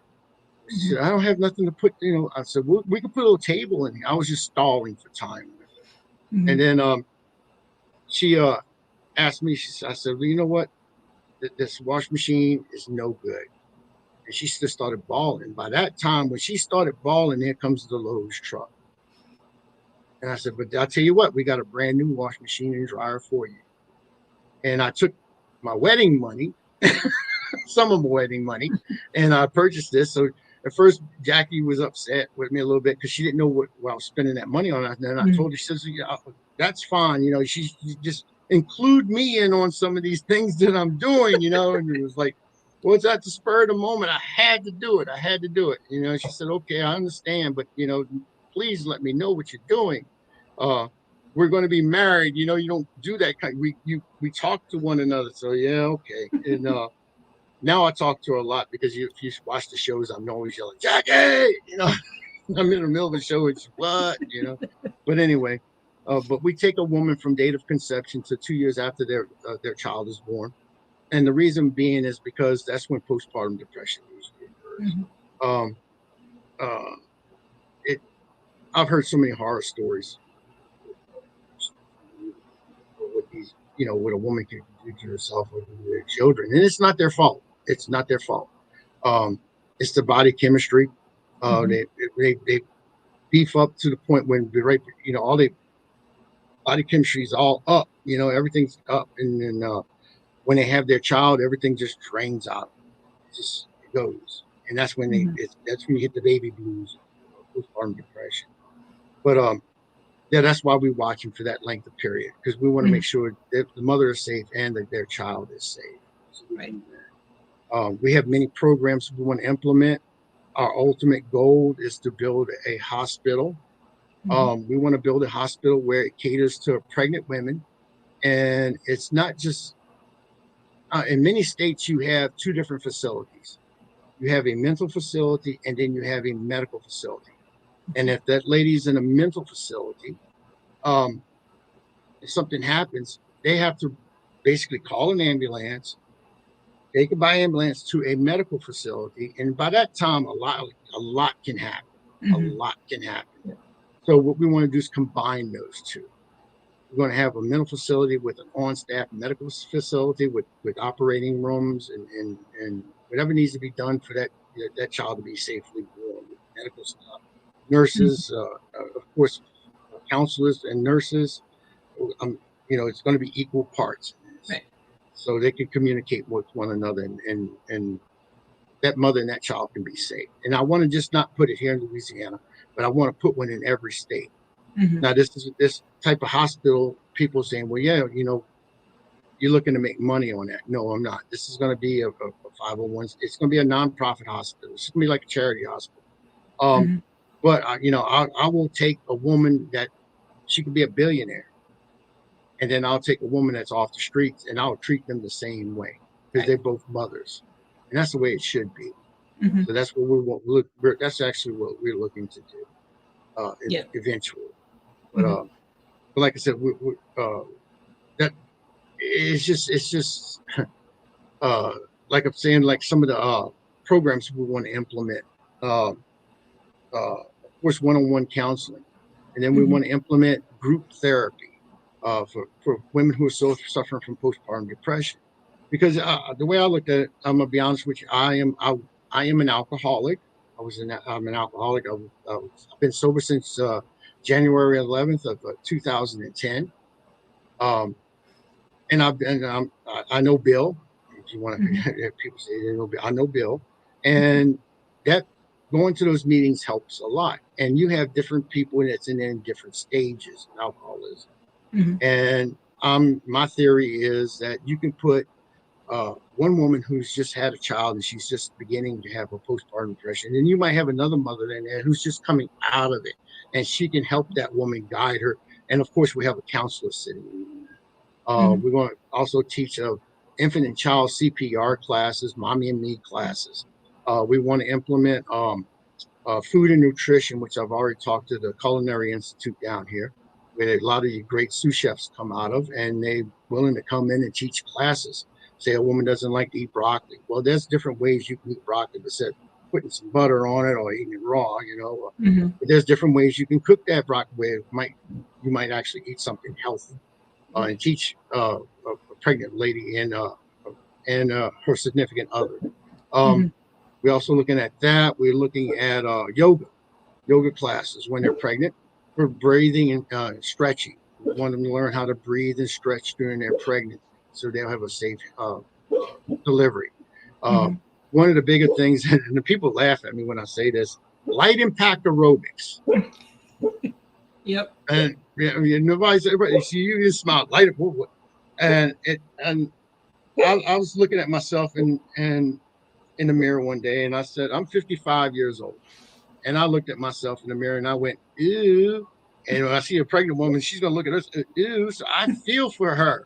Right. I know where she's going. No, but that's the joke. I mean, no. What it is, what it is that when a woman, instead of just when they're going through after they have their child and they become in that part where they're starting postpartum depression, they just want to sit around and just take the pills and try to, the antidepressants and everything. And that's good, but it's not helping enough. Right. If you get up and actually start moving, you build up those feel-good endorphins, and you start building up that feel-good, energy in you, and that helps lighten. It helps with your losing weight and put yourself back in a condition, physically, but mentally, you actually that is stimulating your brain where you're not falling into that depression is bad. See, it's less medications that you have to take. So that's what our theory is on that. So that's one of another classes that we want to teach. Yep. And there's always room to grow. There's always Yeah. No, I actually like low impact aerobics. I need to do it more often, just because of my knees. Or down here, we do water aerobics. Hell, I mean, if you get it to where it's a flood and a hurricane, we can do it right there in the front yard, man. Shoot. Come on over. We'll do Impromptu classes. That's right. That's right. Water aerobics are fun. I love those. Those are. You actually have to work harder in the water. Mm-hmm. Yep. But it's fun. You actually but you're keeping cool because you have the water. You know, it's keeping you cool. Yep. Yeah, I'd much rather do that than go ride a bike like the doctor tells me to do. No. We want to make sure it's done right. We're going to have people in there that's going to do these classes correct. Mm-hmm. So that's the biggest thing and that's what we're raising money for. Mm-hmm. That's our whole goal. I mean, last year for Christmas, I'm also an actor. Mm-hmm. I don't know if you knew that or not. I think I remember you saying that at one point. Yeah. I've been in the movie The Thing About Pam with Miss Renee Zellweger, beautiful woman, very sweet. I've been in a movie that's coming out in November, I believe, October, November. It's coming out in Christmas time because it's a Christmas movie, and we filmed that last year. It's called Carry On, and that was with Mr. Taron Egerton, who played Rocket Man and Elton John. He played him. He's also played the Kingsman and stuff like that. Theo Rossi, who played in Sons of Anarchy. Yes. He is such a sweet guy. He plays a villain on television and on the movies, but he's such a nice guy. I mean, good. He's like it's like 1 minute he's like there talking and he's laughing with you and joking, and he's so nice and soft spoken, and then boom, that fast he switches it off. And he's pulling pistols out and he's shooting people and stuff. I'm like, yeah, okay. And then Mr. Jason Bateman, which who he is in real life is who you see on television. He does not change. That's who he is. So he's a wonderful person. I did that movie. I did Life and Beth with Amy Schumer, the second season. I did The Winchesters, which is a spinoff from Supernatural. So I did that, and that was fun. I did the episode of which is Tears of a Clown. That was that episode. I did a Super Bowl commercial, which was in this last Super Bowl. So all the money that I made from these movies that I do, I put back into the foundation. So last year we was able to do about 150 gift baskets. And what we did is we went around to pregnant women in the community and we gave them a gift basket. Because to be honest with you, women who become pregnant, and that's the first thing they say is, I'm getting fat, I feel ugly, I'm worthless, Bob. And we want to assure them they're not fat, they're beautiful. What you're doing is you're bringing in a life into this world, and it's their choice, that they're doing this. They're bringing a life into this world. You're going to be a mother, and we respect you, and we want to give you something to pamper yourself with.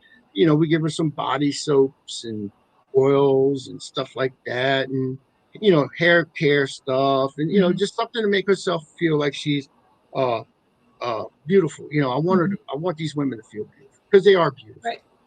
And that's what we did this past year. So we try to do something like that every year for Christmas. And then we have a lot of people that are sponsoring us in our community. I mean, our foundation rather. Of course, the Haunted History Tours out of New Orleans. That's Mr. Sidney Smith. If you ever seen something on the History Channel that says Haunted History, and it says New Orleans, that's Sidney Smith. I call him Mr. Paranormal. He endorses not just my team, my investigation team, but he also endorses the foundation. Miss Brandy Kelly, who owns Voodoo Authentica in New Orleans. It's ran by real voodoo priests and priestesses. Oh, and by the way, they're going to have voodoo priests and priestesses at the event, Fear Fest, and they'll be doing voodoo blessings. There's no charge for none of this stuff. You buy that ticket and then you come in, and there you go. You get to meet all these people, all these guest speakers and special guests. You get to voodoo blessing for free. Now the galleries are different. I'm not going to mess with them, psychic women and stuff like that, because I don't want to be telling me when I'm going to die or something. I've already know. Or they'll start visiting you in the bathroom. Right. Then we just picked up Whole Foods. Whole Foods is going to be sponsoring. Mhm. They sponsored the Jessica Marie Pitre Foundation. So I mean, we do have sponsors and stuff like that, but we're always willing to take more sponsors. And Mhm. matter of fact, we on called Benevity, Benevity, Benevity. I don't know how you pronounce it. I guess that's how you pronounce it, Benevity. You can go and you can find our foundation there. You can find our found. You can Google us. You can. We even on Yelp. I mean, we're all over the place, man. Look, and we're legitimate, and like I said, our books are always open. We have Yep. those sponsors, and which we're proud of, and we Mhm. thank those sponsors for doing Yep. Yep. Definitely needed something like your organization when I was pregnant. that. And a lot of people say that. I mean, Mhm. the way I tell people is that, and there's a lot of people like, oh yeah, okay, you helping, okay, that's fine. But if it was your mother and she was pregnant with you, Mhm. would you want help for her if she needed it? Right. And of course you would. There was Mhm. nobody there to help her. Well, we're there to help. Right. That's what we do. Yep. Exactly.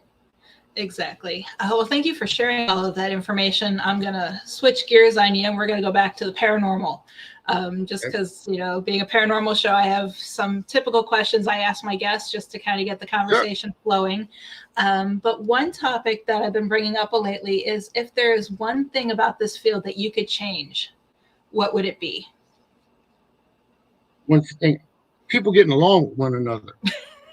Um, there's a lot of infighting. There's a lot. God, I mean, people call it para unity. I call it para family. Um, Mm-hmm. People who are on a different I've seen people on different investigation teams. They get a spot that's haunted. Or Mm-hmm. they stake a claim. They actually stake a claim. Um, you can go to the owner of that establishment or home or whatever, and you can ask them for permission. Oh yeah, come on in. Mm-hmm. That paranormal team's, oh no, you can't go in there. That's mine. There are teams like that. Mm-hmm. There's teams that, and in the paranormal field, the way we learn is actually talk to one another. Yep. Um, if you don't talk to one another, then you're not learning anything. If I Mm-hmm. capture something, you show your evidence and you present your evidence, and it is for what it is. Right. And of course, you're going to get feedback and stuff from that evidence, and that's everybody. But that's what we're looking to do um, as paranormal investigators. Um, a lot of teams don't do that. They want to Mm-hmm. hide uh, their evidence, and they want to hide what they've captured and stuff. Another thing I frown upon is that and they know who I'm talking about when I say this. I'm not going to say no names and nothing because I have a little bit more respect for myself than say a name out there. But there's actually networks out there that promote awards, Mm-hmm. best this, best that, best this. Yep. There's nobody best in anything. You could have somebody who just started investigating and starting to learn how to investigate from someone else, and they capture something extraordinary. And Mm-hmm. you're going to have someone who's been there for 20, 30 years doing this. And of course, they're going to say, oh, yeah, we're going to give that award to them, the Mm-hmm. one who's been here for 20, 30 years because they've been, and that one person that costs it to me. And then that's where you have people that start hiding stuff. Mm-hmm. You know, I'm not going to show you what I've captured because um, uh, I'm high, I want to present that so I can get my award out of this, and Yep. this is where I'm not going to tell you where I captured it at or anything like that. Me personally, I love investigating with different teams. Mm-hmm. The reason being is that I learn the way they investigate, and they Mm-hmm. learn the way I investigate, and that's how we learn from one another. This is, like I said in the beginning, if someone comes up to you and says they know it all, they're full of crap. Nobody knows it all. Um, they come to you and they tell you that they're a professional, or they're not just professional, but they're also what's the word I'm looking for? Experienced or whatever the case may Mm-hmm. be. They're full of crap. They have more experience, yes, but they're not going to tell me that they know it all. because Right. I'll call them out on that. Every time I'll look at them and I'll just call them flat out. You don't know. You don't even know. Trust me, you don't know. And I know you're a doctor, Mhm. and you, God, you studied, parapsychology and everything, and Yeah. um, Oh, I'm the you know first to more. admit I don't know it all. You know more than I do. So if I have a question, I'm going to come to you with it. Mhm. If it is something like that, it's like I'm a demonologist. If I have a question, I go to my mentor. Uh, Mhm. and Yep. I'm not ashamed to say I have a mentor, and I'm not Mhm. ashamed to say I don't know it all. But I'll go to Carl Johnson. Mhm. I got Carl on my speed dial. I'll say, no, Mr. Carl, I got a question for you. And what you got? That's how you help with one another. Mhm. I did an investigation. And I wasn't quite sure what it was. I had a suspicion, but it was a succubus. Mhm. And Carl wasn't available, so I called someone that lives in Ireland and asked their opinion on it. And yeah, I'm going to get different feedback from different people, Mhm. so I know what I'm dealing with before I go back into that household, before I can suggest what we can do or not do in that house. Right. So, Yep. Yeah, and I mean, I agree with you 100%, but I truly do think that a lot of this fighting between teams starts at the team level, because I've actually been part of two organizations that the leaders of these organizations encourage it. It's almost like they encourage the fighting among team members, and they act more childish than anyone else in the group. And it's just like, if you can't treat your own team with respect, how do we expect the teams to get it's not along just outside of teams. that? It's not just teams. It's also networks. Mm-hmm. I've Yep. seen that our network, and I'm proud to say this with Paralinks. There is no BS in this network. I Mm-hmm. mean, we just don't put up with it. No, we don't want Yep. we don't want the drama. We don't want you come and do what you got to do, and we all get along. We help one Mm-hmm. another, and that's what I like about Parapost. We working with them. They do have they have their drama and stuff like that. Mm-hmm. But when they want to drag us into it, as not just as me personally, but as Paralinks Network. Mm-hmm. I'll Yep. walk away from it. I don't Mm-hmm. want to hear about it. I don't want to know about it. Nobody's right. Nobody's wrong. I'm not getting involved in it. Yep. But we try to be drama free. And I know you and our network. Mm-hmm. So, I mean, Yep. what do you think? I mean, Oh, you've seen. in the beginning, there was some drama, and I Mhm. think that's why we still did our show every 2 weeks. But I kind of withdrew from a lot of the getting to know a lot of the other networks or the other Mhm. shows on there, and that's just something now that I'm starting to change and getting to know some of the other hosts, because for a long time there, it's just we did our show and I was done. Yeah, we have You a know. lot of great shows out there. We have a Mhm. lot of great vodcasters out there. And I don't have a favorite. I think they're Mhm. all great shows. We're bringing in new shows all the time. Mhm. And we're actually expanding our network. Um, our network is there goes my son. There you At least he was go. dressed. Yeah, you got your pants on at least, right? Okay, I'm happy for you. Um, but we're bringing this. We're trying to change our network a little bit more. We're actually looking into doing other things because we are a network. We're not Mhm. just we're a paranormal network. We're Paralinks. Right. Okay. But we want to expand outside of the paranormal as well. We want to do some cooking shows. We want to do Mhm. some sewing shows, music shows. Matter of fact, we just got on Emmy McKenzie and Jay McKenzie. Mhm. Um, they're going to be coming on, I believe, for 2 hours a day, 3 days a week. I think it's from 12 to 2. I'm not quite sure. I got to go back and look. But they do what they call the Wee Woo Show. Mhm. And they just sit back and laugh and cut up. And they have a big following on YouTube. So we brought them over to the Facebook side. And they spin the wheel of death or whatever they want to call it, and they have races and stuff, and you can win things from them. You can win Amazon gift cards, Starbucks Mhm. coffee cards, and stuff like that. So you just go in there and you put your name in. You have so many 30 seconds to say I'm here, and you can win a $5, $10 gift card. Right. For Starbucks, you can win a $25 Amazon card. It depends. It's different things. Mhm. I've seen them give away for Christmas time. I've seen them give away $250. just give it. I mean, just spin the wheel and let's see what happens. You know, and then they do that. So I think it's an awesome show that it's an awesome idea what they're doing. I'm bringing in another. I mean, we're bringing in shows. Like I said, we're trying to expand. We want to expand. We have room to grow, so just grow it and make it bigger and better. Yep, and it feels more like a family now than it did in the beginning. Yeah, it's definitely come a long way, and I'm still happy to be a part of it. I'm happy you're there. I mean, I wish I haven't seen Philip in a long time. I mean, but he recently had COVID. Really? Oh man. Yeah, so he's been he was lucky enough to make the last week's show, but he really wanted to make it because we had the Talking Board Historical Society on. And he really had a lot of questions for them. So that's why he joined, even though he wasn't feeling good. Well, I've heard stuff from different networks and stuff, and I'm not going to go out there and post anything, but one of the bigger ones I heard, and is a friend of mine.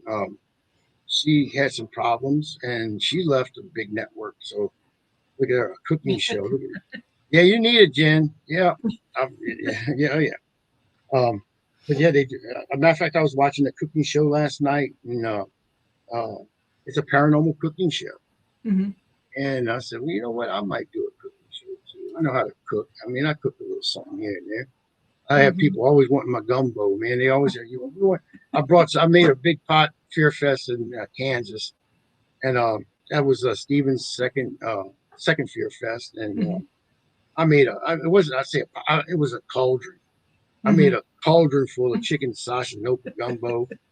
I had people loving that stuff, man. Look, we had Mustafa Galatwa from 80s Ghost Hunters there, and he just got off the plane. He was laying down. I said, "You want some gumbo?" He said, "Oh yeah, man." He just kept eating it. And he kept eating. Went back for like the third bowl. He said, "I'm going to lay down to go to nap. It's okay if I put the screen up so you can go lay on this sofa so people wouldn't see him go and take a nap." I said, "Hey, go ahead, brother. Go take your nap. No, you're feeling it now. That gumbo sneak up on you, make you go sleepy." But I had people had a little bit in the pot left, and they took it home in Ziploc bags and stuff. They'd taken it home with them. I said, good Lord. What you need to do is do a cooking show, and then right after have a how to repair your kitchen if you burn it down while cooking. There you go, Jen. So have a home repair show afterwards. Have a fire extinguisher on hand. I can't say nothing about Jennifer. I mean, she's a good woman and everything. My wife, I love her to death. I tell you what, that poor woman can burn water. She can burn water. I mean, she don't cook. She'll tell you, I don't cook. I do the cooking. So I had made somebody a good wife. I did. I made somebody a good wife. So I'm off the market, ladies. Yeah, I know when I was younger, I used to be able to burn water, and my mom bought me. Remember when the books For Dummies were popular? She bought me Cooking for Dummies, and I learned how to cook from there. You got to learn somewhere. I mean, I actually still have the book too. I've learned to cook from my grandmother and my great grandmother, and then my mom. I mean, I used to sit there and watch my grandmother make. And I can call them this because they married into my family. They're Dagos, Italians. They're Dagos. We call them Dagos. I've seen my grandmother sit in the kitchen make these meatballs by hand. And I mean, these are what those little big freaking meatballs you find in a can of SpaghettiOs either. I mean, these were meatballs you could make 2 or 3 sandwiches out of that thing. And she make like 3 or 4 dozen of this. I mean, she used about 30 pounds of ground meat just making meatballs. And she would make her own sauce and everything, and I'd watch her do it. And that old woman can cook. I wish she was still alive to this day. I go see her and I visit her. When I visit Jessica, they're all buried in the same place. But Lord, I mean, today I'm going to be making smothered potatoes and roast. And smothered potatoes that consist of, and people saying, "Oh yeah, what you doing, mashed potato?" No, you mashed potato, you done messed up already. You want to slice them potatoes up like you frying them for French fries or something, and then you you just layer it in your pot. You want to go onions, potatoes, onions, potatoes, onions, and potatoes. And of course, you got this. If you got high cholesterol, don't even attempt to making this stuff. I mean, because that's why I'm in the shape I'm in now. But Yeah, I make, and then you just let it sit and you just let it cook down, and then you don't you just stir it. You don't mash it, and you got big chunk, and it makes its own. Oh my! And you put a little garlic in there. Oh man! Oh, He's making me hungry too, Lee. I mean, I know how to cook. I made some for my wedding, for our wedding. I did all the catering. I made the chicken sausage and okra gumbo. I made jambalaya. I made shrimp etouffee. I had potato salad. I had it all rice. I had it all out there. And then people were like, and it was time to eat. They just we also smoked a couple of roasts. My brother he does a lot of smoking meats and stuff with his homemade. He's got a thing outside where he smokes meat. And we smoked a couple of Boston butts out there. And we sliced it up, and it was so juicy. And oh my Lord, people eat that. People were full. I said, get to go plates too. Come on, let's get it going. I don't want to bring this stuff home. And I still brought home food. So I mean, it was they ate, they drank, they had a good time at the wedding. So yeah, I know how to cook. Yeah, definitely do a cooking show. You're making me hungry. And there's nothing I don't know how. I mean, if I don't know how to cook it, I'll learn it. I mean, I'll definitely. Exactly. Jamie says she's a foodie, and you're going to make. You got to stop, or her simple dinner tonight is going to end up being a gourmet meal. Oh, that. I'm Cajun. While you're talking, I'm sitting here thinking, I'm like, I think I'm going to make my pizza meatballs tonight. When you were talking about meatballs. I actually was experimenting. And ladies, y'all can try this. It's called chicken pizza. Okay. And people think, oh, you put it on a pizza. No, you done messed up already. You want to get some boneless breast of chicken. Okay. And you're going to slice it. You're going to stuff that chicken. First, you're going to get you some basil pesto. And you're going to put some basil pesto in that thing. And then you're going to get you some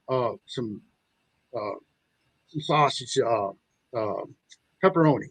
And you're going to stuff pepperoni on that thing. And then you're going to stuff mozzarella cheese in there. Now, when you stuff it, you want to make sure it's stuffed, because you're going to put toothpicks in this thing to hold it together. And then you bake that in the oven.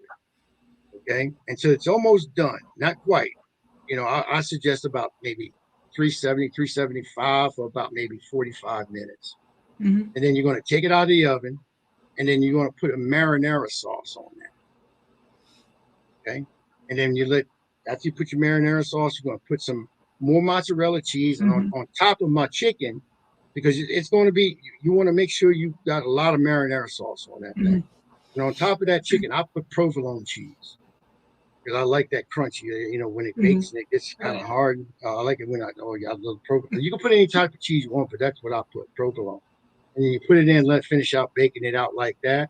And you get you some angel hair pasta, and you put that on a plate. Put a little garlic on your angel hair pasta, because I mix mine with a little garlic salt. I like to put the seasoning in my food rather than you have to put salt and pepper on it. So I put a little garlic salt on it, and then of course I live by Tony Sash. I mean, not Tony Sash. Zatarain's. Zatarain's all seasons.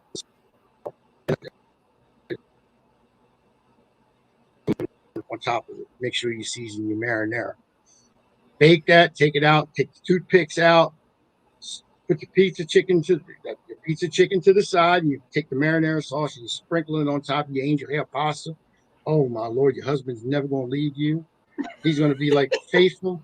He's going to be sitting at the door. When you going to cook that pizza chicken, baby? That's what he's going to do. And it's real easy, and it's real simple, and it's delicious. I might have to try that tonight instead. It's very easy, and it's delicious. It's very delicious. People say, I come up with different strange foods like that all the time. I'll experiment on my son. You see, he ain't missed a meal. And Jackie, I make fun of Jackie so much. Good Lord. I go around and I hold the door open for her now. And she, why are you doing that? Oh, you're so sweet. No, I don't want you hurting Junior. Well, she had a hysterectomy. She ain't never gonna get pregnant, and I had a vasectomy, so it'd be a miracle that she gets pregnant. But she's getting a belly on her, you know. And I like a chunky woman. I'm sorry, that's my personal preference. But my poor wife, she got no butt.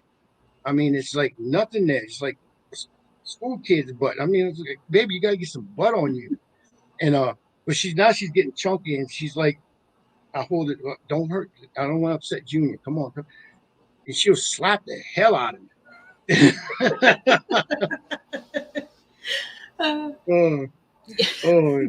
Cooking with the paranormal, exactly, Jamie. Yeah, that's what we're looking to do. We're looking to do some cooking shows, some fishing shows, stuff like that. We're looking to expand music shows. What I mean by music shows, people are talking about instruments or you know, how to play different, you know, guitar or something like that. Or even if you want to just listen to music, and if you want to, I'm open. Matter of fact, I'm talking to a guy. He's got 35,000 YouTube followers, and I'm going to be bringing him over. And the only thing he does, he goes into abandoned buildings. Him and his partner, and they just explore abandoned buildings. Of course, being paranormal investigators, we're interested in that because there could be something in that abandoned building. Right. You know, so that's what we're looking to do with that. So, Perfect. Yeah, many exciting things to come. So looking forward to the different things you guys have planning. And like I said, I'm still working on getting out there for Fear Fest this year. If not, definitely next year. No, you get a boat. You know, I'll send a little P-Road to you or something. I could probably swim there faster than if I were to drive. But anyway, and look, she's saying this lady, Leah, said, don't let my wife meet. Look, I'm covered. I got me a gree bag. Protection. This is made by a voodoo priest. Still smell the herbs and stuff they put in it.